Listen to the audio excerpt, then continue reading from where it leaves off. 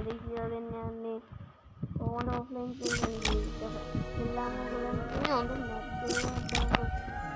Map එකක් කරගන්න garden මේ වගේ මැප් දෙක තුනක් ඩවුන්ලෝඩ් කරන්න. ඊට පස්සේ ඔයාලට තියෙන්නේ ගිහින් settings වලට යන්න. settings වලට ගිහිල්ලා log out වෙන්න. හරිද?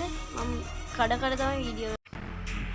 දැන් ඉතින් ඔයාලා log out වෙලා ඉවර මේ තියෙනව නේද offline play කියලා එක. ඊට පස්සේ ඔයාලා මේ ඒක ඔබ මේකට option එක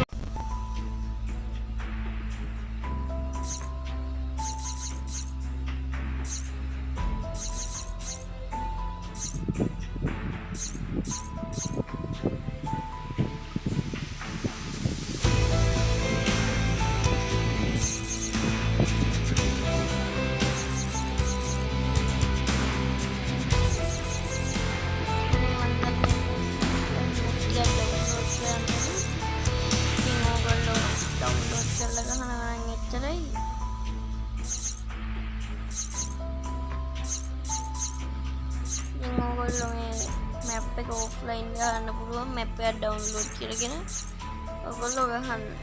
මේක කියලා දිනවා උඩින් වැටෙන විදියට. එහෙනම්